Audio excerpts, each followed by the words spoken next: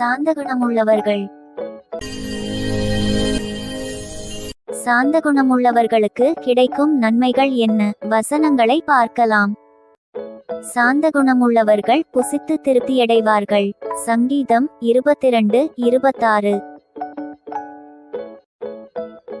சாந்த குணமுள்ளவர்கள் பாக்கியவான்கள், அவர்கள் பூமியை சுதந்தரித்துக் கொள்ளுவார்கள். மத்தேயு 5:5. கர்த்தர் சாந்த குணமுள்ளவர்களை இரட்சிப்பினால் அலங்கரிப்பார். சங்கீதம் 149:4.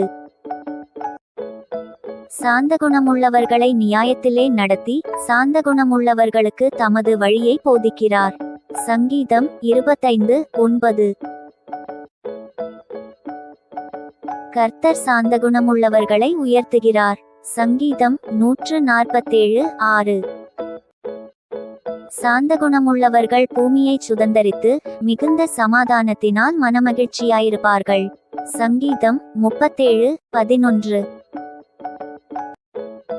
தேவனே, சாந்தமாய் எங்களை மாற்றும்.